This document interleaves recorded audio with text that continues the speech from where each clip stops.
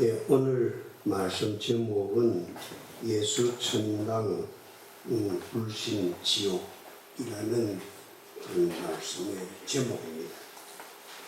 예수 천국 불신 지옥이라는 이 말을 여러분들이 들어보셨습니까?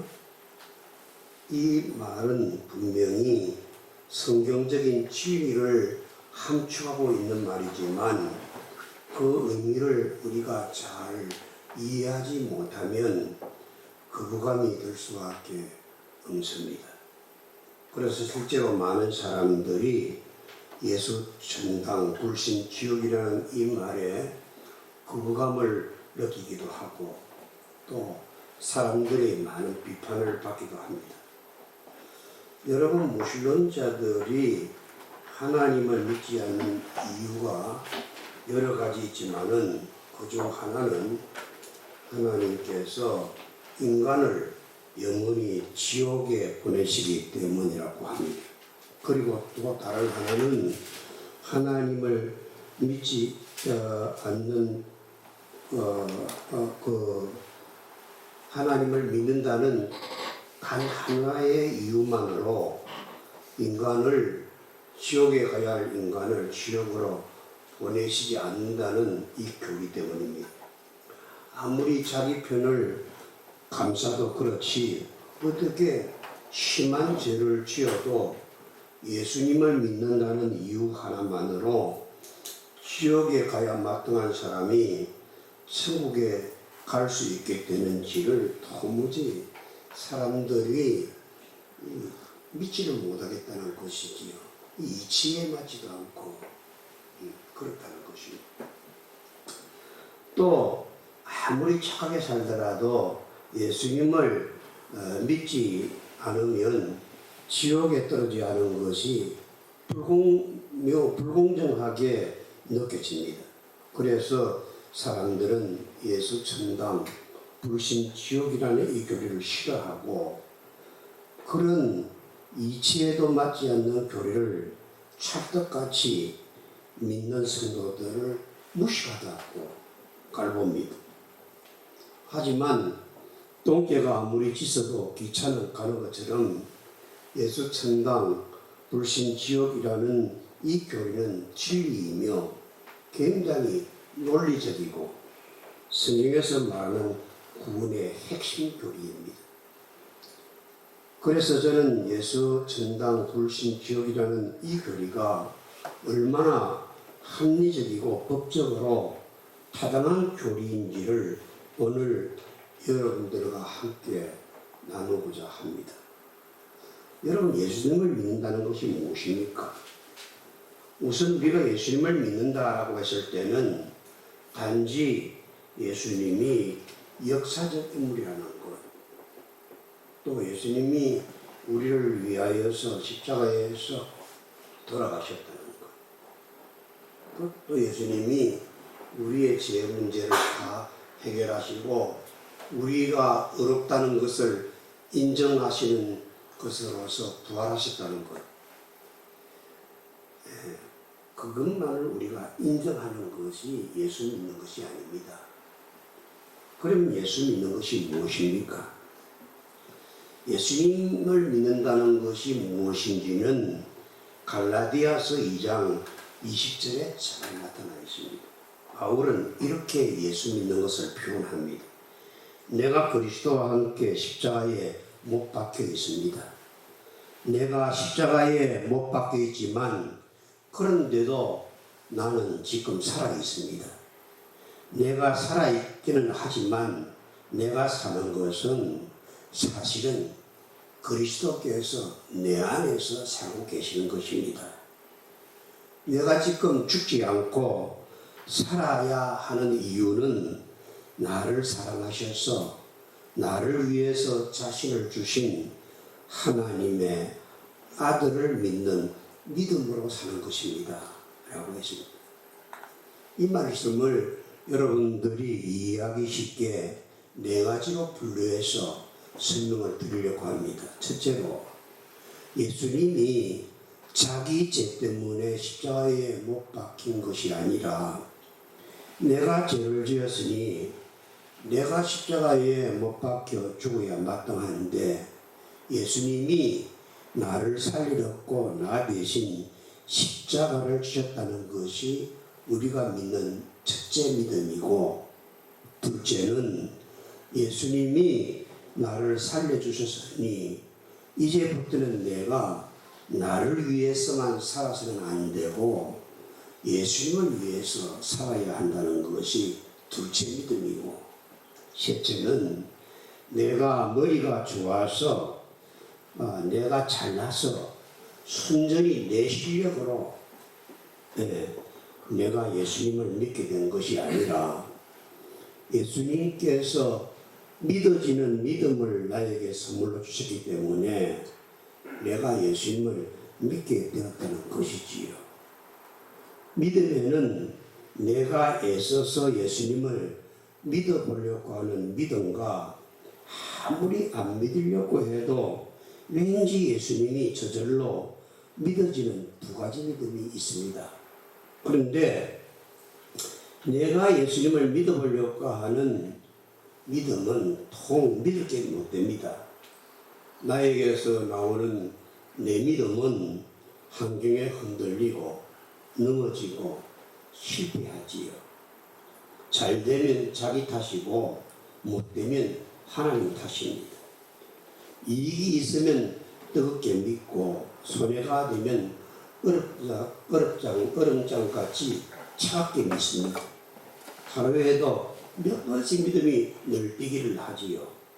처음에는 뜨거웠는데 시간이 지날수록 점점 미지근해지는 것이지요. 용두산입니다. 머리는 용인데 꼬리는 비행꼬리라는 것이지요. 그러다가 어떤 환경에 부딪히면 그냥 미련없이 믿음을 버립니다.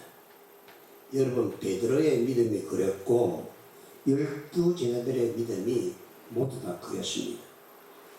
그러나 예수님이 믿어지는 믿음은 흔들리지도 않고 넘어지지도 않고 실패할 수도 없는 믿음입니다. 제자들이 모두 예수님을 배반하는데도 예수님은 끝까지 제자들을 믿어주셨지요. 이게 예수님이 주신, 아무리 안 믿으려고 해도 아무리 환경이 어려워져도 예수님이 저절로 믿어지는 믿음입니다. 예수님은 십자가에서 다 이루었다 이렇게 말씀하셨지요. 하나님은 예수님의 이 믿음을 참 믿음으로 받아주셨습니다. 예수님이 우리에게 주시는 믿음은 바로 이 믿음입니다. 예수님이 주신 믿어지는 믿음은 예수님이 이루신 것들을 다 내 것으로 받아들이는 믿음이지요.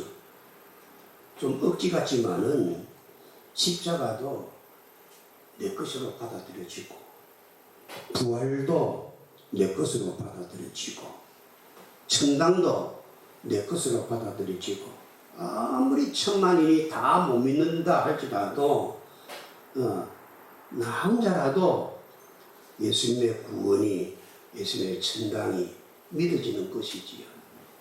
내가 생각해도 내가 왜 이럴까? 내가 일시적으로는 이게 안 믿어지는데 그래도 내가 왜 믿는 것일까? 여러분 자신도 스스로 이해할 수 없죠. 그 믿음을. 그 믿음이 바로 하나님이 주신 믿음입니다. 아무리 안 믿으려고 해도 믿어지는데 사람 참 한장하지요. 요한복음 1장 12절에 네 번째 믿음입니다. 그러니 우리가 예수님이 주신 이 믿음은 우리 믿음이 부족하지만 내가 다 이루었다. 내가 너희들이 해야 될 일을 내가 대신 다 이루었다 하신 이 말씀도 믿어지는 것이고 받아들여지는 것이지. 너희들이 해야 될 일이야 사실은. 근데 내가 다 이루었다. 십자가 위에서. 예. 그러니 너희들이 아무리 큰 죄를 지었어도 나를 믿으면 용서받을 수 있다. 너희들이 한국 살다가 미국 가면 미국 법을 지켜야 되는 것처럼 너희들이 예수 안 믿다가 예수 믿으면 예수 법을 지켜야 되는 것이다. 예, 그게 뭐냐? 내가 너희들을 위해서 너희들이 할 수 없는 일을 내가 대신에 다 이루어 주었다 하는 이 믿음을, 이 말씀을 믿는 것이지요. 그러니까 아무리 큰 죄를 지었어도 그 죄를 다 용서받을 수 있다. 죽어도 부활할 수 있다. 부족해도 천당 갈 수 있다. 예수 천당, 부신 지옥, 이거 믿어질 것이지. 네 번째 믿음입니다. 요한복음 1장 12절에 예수님을 믿는다는 이 하나의 조건으로 하나님의 아들이 되는 권세를 받는다고 했습니다. 겨우 예수 믿는다고 특권이 해서 겨우 그냥 하나님의 아들이 되는 것이 아닙니다. 예수님을 믿으면 당당하고 차고 넘치게 아주 호기 부리면서 권세 있게 하나님의 아들이 되는 것이지요. 이것이라고 믿어집니까? 그러니 하나님은 예수 믿는 우리는 우리의 아버지가 되시는 겁니다.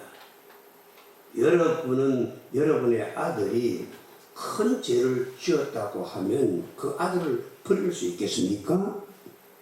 무슨 수를 써서라도 내 아들을 내가 구원하려고 하지 않겠습니까? 안 그래요? 예. 우리 같은 무지랑이 아버지도 자기 아들을 살릴 수만 있다면 힘이 없고 방법이 없어 그렇지 1000만 번도 더 아들 대신 내가 죽으려고 덤비는데 하물며 하늘 아버지께서 오죽하시겠습니까?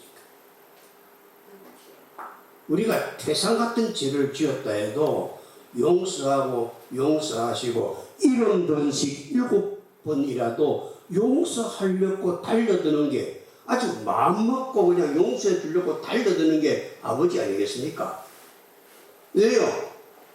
하나님은 우리 아버지니까요. 예수를 믿음으로 우리는 하나님의 아들이 되었으니까요.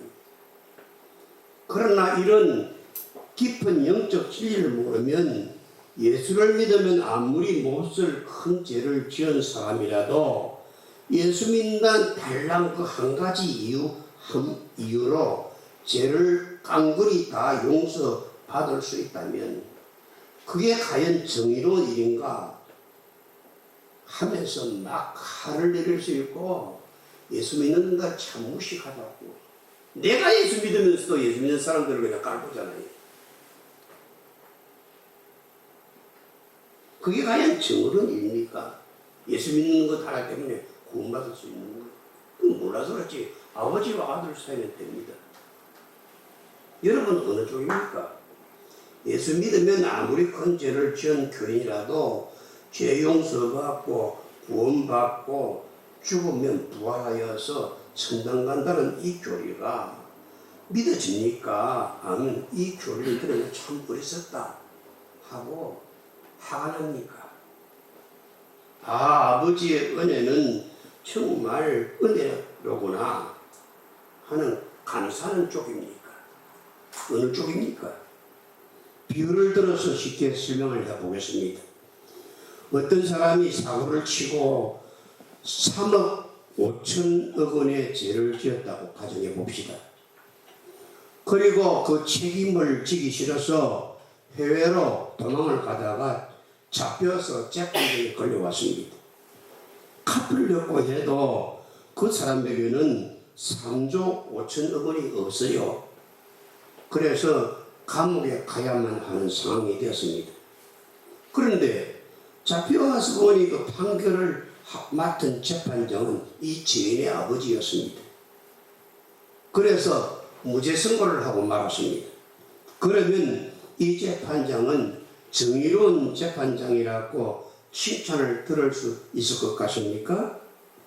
피해자들에게 분명히 엄청난 원성을 들을 것입니다. 공정하게 하지 않는 재판장이라고 막 욕을 하면서 저 재판장을 어서 빨리 파면하고 감옥에 보내라고. 안 되면 대한민국 국민들이 전부 다 일어나서 막 촛불을 켜들고 예람 들 것입니다. 저 재판장 감옥에 보내라. 하지만 그 재판장이 자기 큰아들에게 부탁해서 3조 5천억 원을 가해자에게 주어 피해를 보상하도록 하고 그 죄인에게 무죄를 선고해 주었다면요. 피해자들은 그래도 이 재판장을 악하다고 할까요? 아닐 겁니다. 피해자들은 자신들이 입은 피해를 다 보상받았습니다.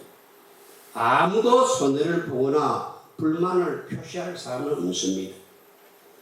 이 재판관은 자기 아들에게는 아버지로서의 사랑을, 피해 입은 사람들에게는 정의를 실천한 재판관이었기 때문에 오히려 칭송이 잔잔할 것입니다. 세계 톱뉴스가 되겠지요. 가해자에게 그리고 그 재판정은 합법적으로 그 죄를 지은 사람에게 무죄를 선고할 수 있을 것입니다. 그런데 예수 믿으면 아무리 큰 죄를 지었어도 다 용서받을 수 있다는 이 말씀을 왜 쌍심지를 두으면서 듣습니까? 재판장이신 하나님,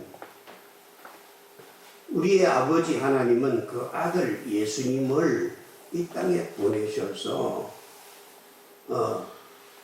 십자가에 달려서 우리가 지은 3조 5천억보다 더 큰 죄값을 다 치러주셨는데요. 그리고 우리에게 무죄를 선고하시는데 왜 그게 이상합니까? 그러니 우리의 죄값을 다 치르신 다음에 우리를 용서해 주신 하나님, 우리 아버지. 그러니 예수 믿으면 죄 사함받고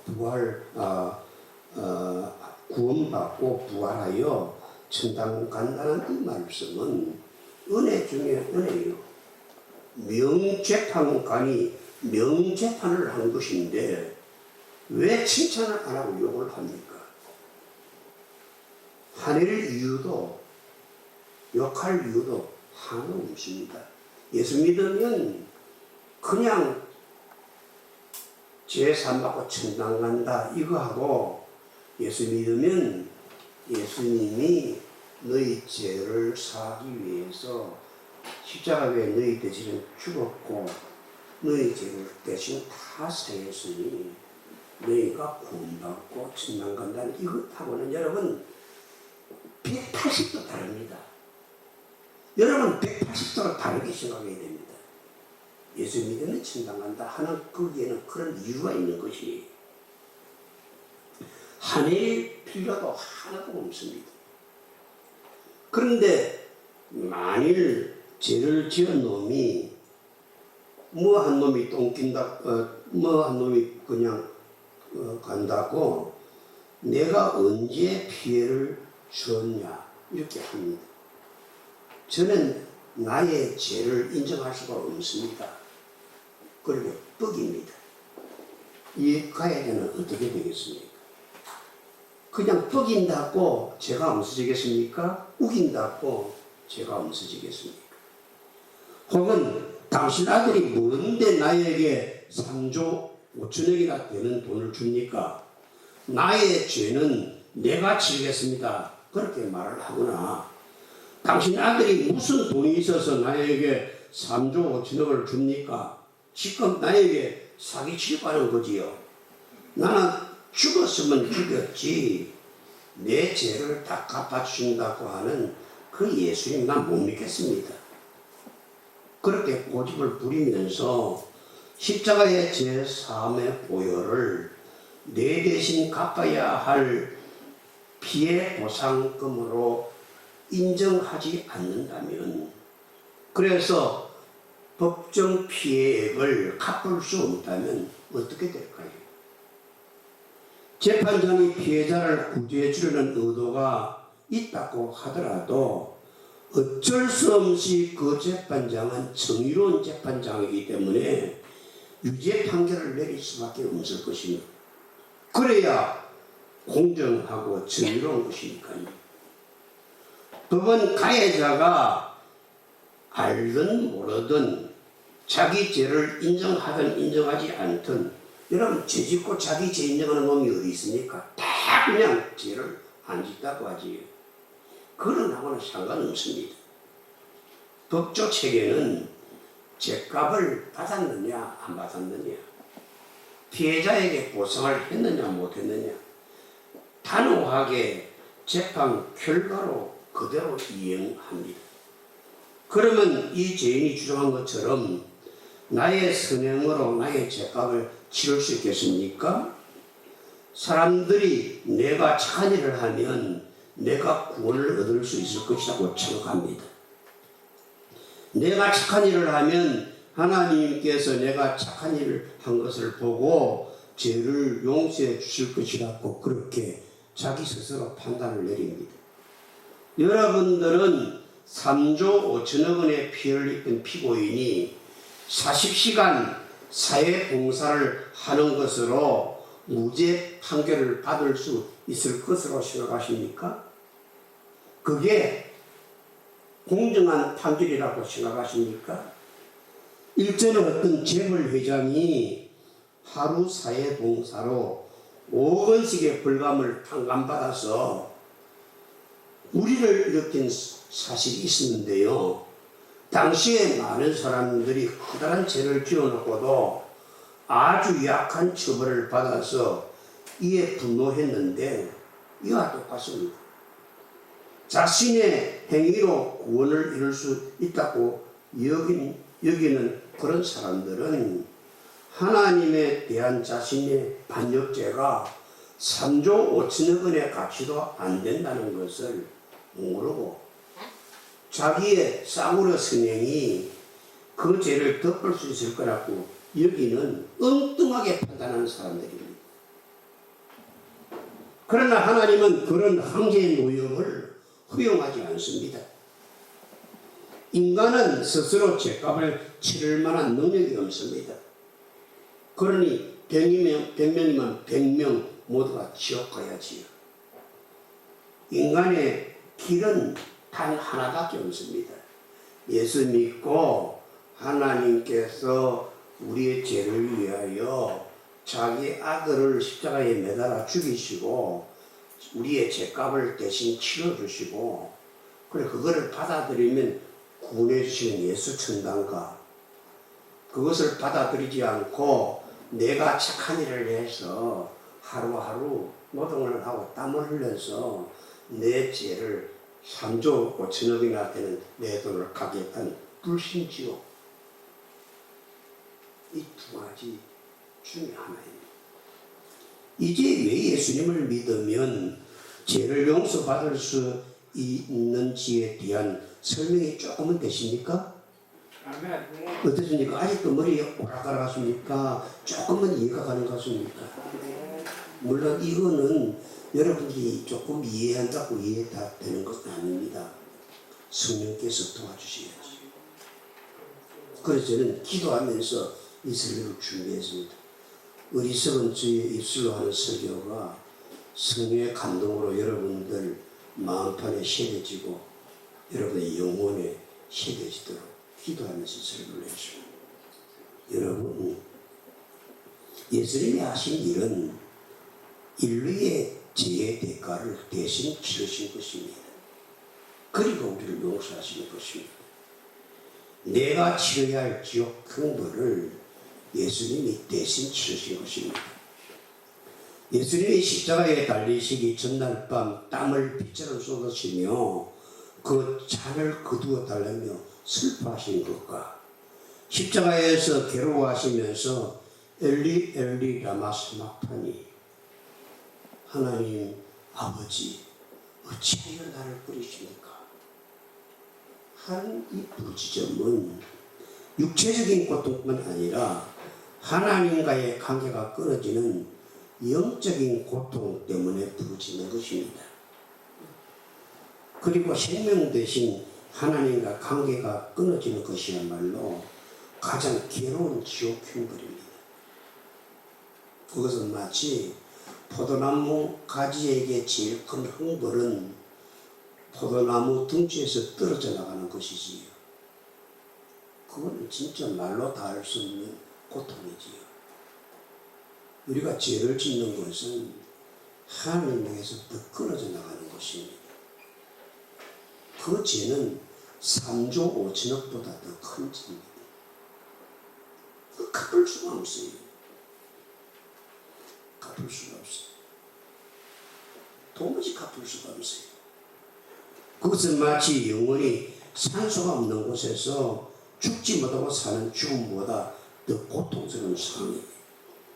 그 고통을 예수님께서 대신해 주시고 그것을 우리가 믿음으로 받아들일 때, 즉 예수님을 믿을 때 예수님의 공로로 우리가 구원을 받는 것입니다. 이것이 예수님이 주신 믿음의 본질입니다. 결국 여러분, 죄는 누군가가 책임을 져야 합니다. 내가 책임을 졌는지 예수님이 대신 책임을 져주셨는지 죄는 반드시 책임져야 합니다. 그 죄는 뭡니까? 사망입니다. 죽음입니다. 그렇습니다. 죄는 그냥 넘어가지 않습니다. 반드시 여러분들을 죽입니다. 그런데 예수님이 직접 그 죄를 책임져 주시기로 결정하시고 이 땅에 내려오신 것입니다. 이것을 믿습니까? 예수님을 믿는다는 것은 내 모든 죄가 예수님의 십자가에 전가되었다는 것을 믿는 것입니다. 마치 지난철에 쇠못이 다 딸려가 붙는 것처럼 예수님을 믿는 것은 내 죄가 다 그냥 지난철에 달려가 붙는 못처럼 예수님께 달라가 붙었다는 것을 믿는 것입니다.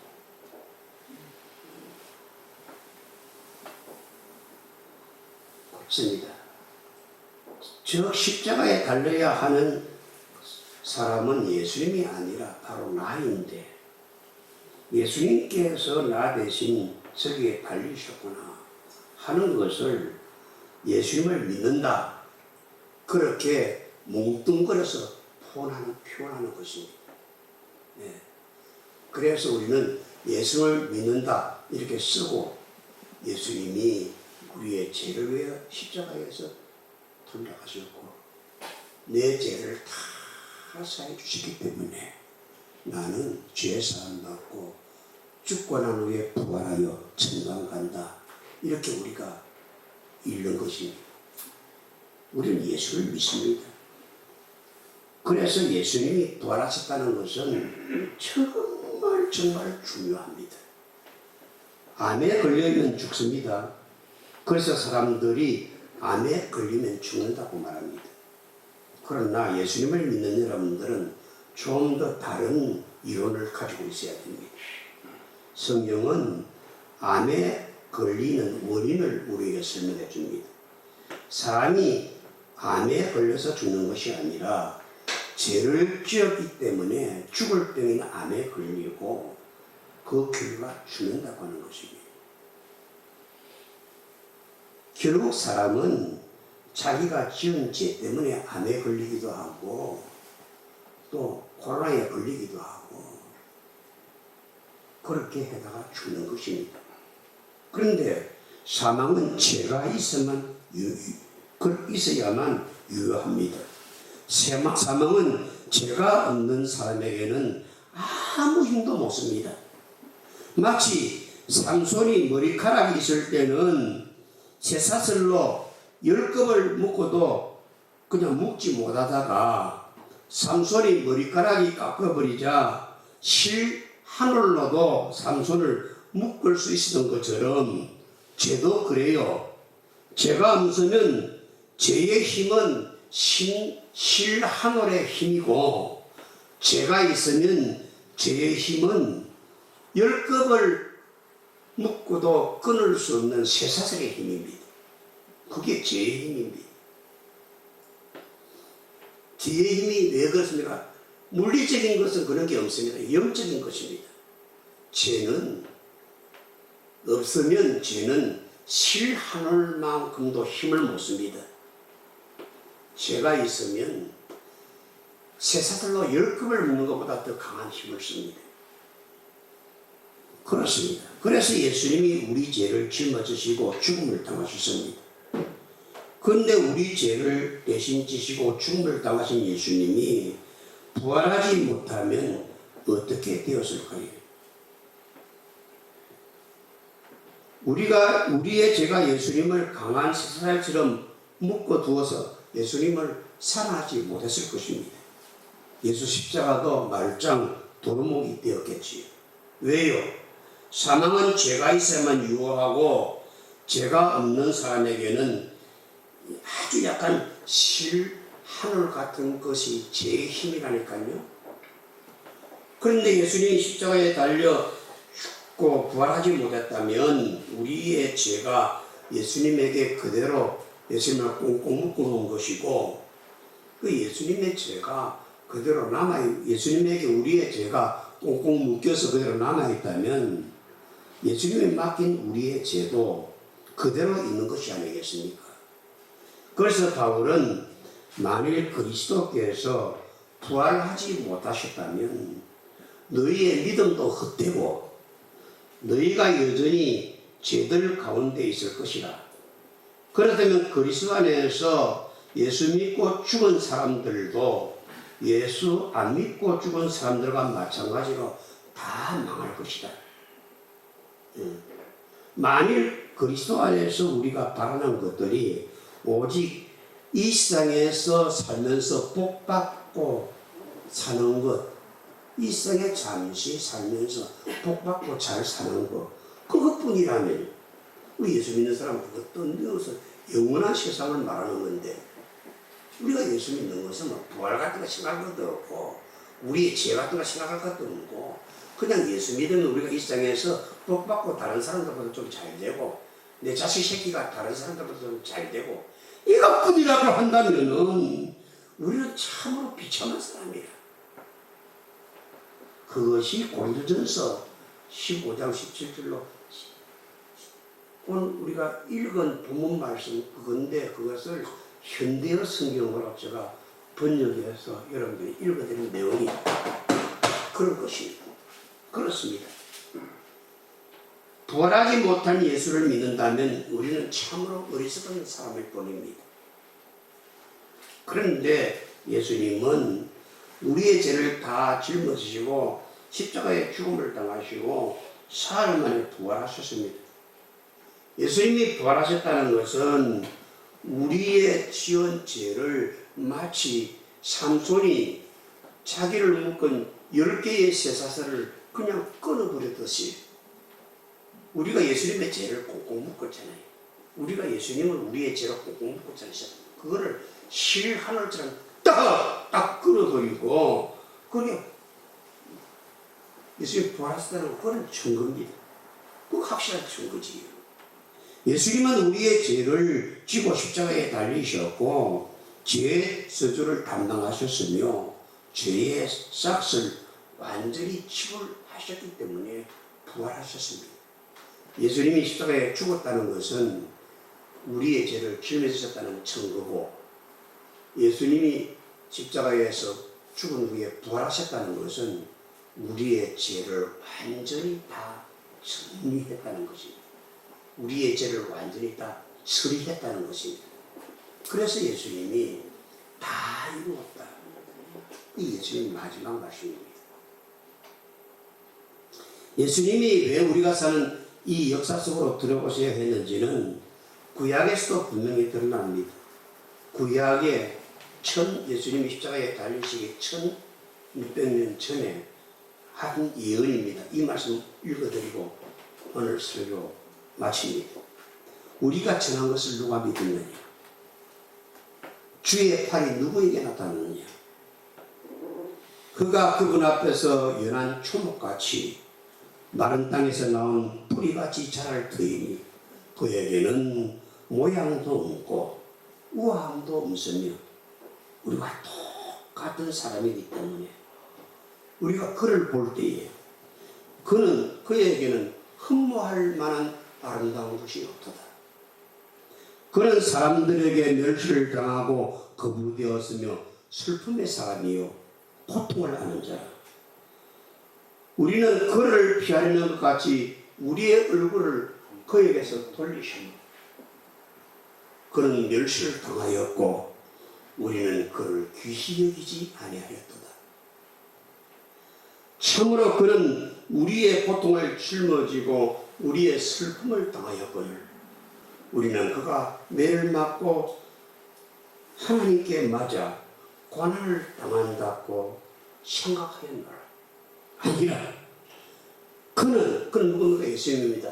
그는 우리의 범죄들로 인해 부상을 당하고 우리의 불법들로 인해 상하였노라. 그가 징벌을 받음으로 우리가 평화를 누리고 그가 채찍에 맞음으로 우리가 고침을 받았도다.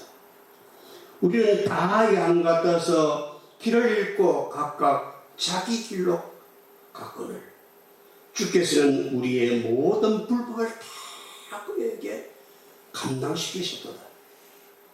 그가 학대를 당하고 고난을 당하면서도 자기 입을 열지 아니하였으며 도살장으로 항하는 어린 양같이 끌려가 털 까는 자 앞에서 잠잠한 양같이 자기의 입을 열지 아니하는도다.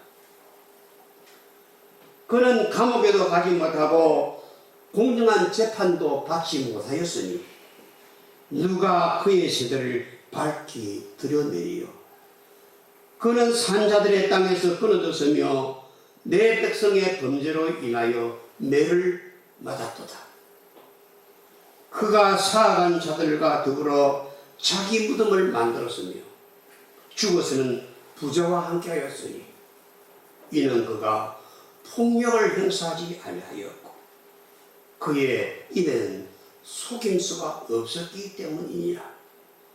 그러나 주께서 그를 상하게 하는 것을 기뻐하사 그에게 고통을 주셨는즉 주께서 그의 혼을 죄로 인한 제물로 삼으실 때에 그가 자기 씨를 보고 자기 날들을 길게 하여 또 주의 기뻐하시는 일이 그의 손에서 번영하리이다. 그가 자기 혼의 해산의 고통으로 치른 것을 보고 만족하게 여기리라. 나의 의로운 종이 자기 지식으로 많은 사람을 의롭게 하리니 그가 그들의 불법들을 다 담당하리로다.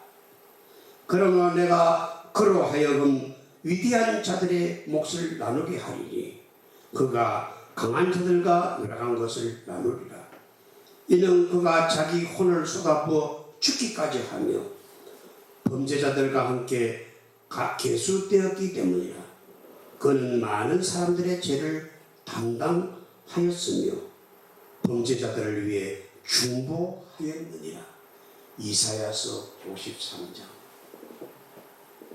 예수님이 오시기 전 1000년 전 이사야가 예수 그리스도의 십자가 죽음을 예언한 내용입니다. 우리가 구원을 얻은 유일한 길은 나의 죄값을 치러주신 예수님을 믿는 것뿐입니다. 우리의 죄값은 3조 5천억을 넘습니다. 내가 어렵게 살아 하루 노동하여서 30만 원을 받는다고 해도 그 돈은 갚을 수가 없습니다. 나의 선행으로는 나의 죄를 갚을 수가 없습니다. 이제는 예수 천당 불신 지옥 교리라는 교리가 어떤 의미를 지니며 얼마나 논리적이 없는지를 이해하셨겠지요. 내가 천국에 갈 수 있는 유일한 근거는 예수님께서 내 죄에 대한 죄값을 대신 치러주신 것입니다. 그 그것을 여러분들에게 결단이 달렸습니다.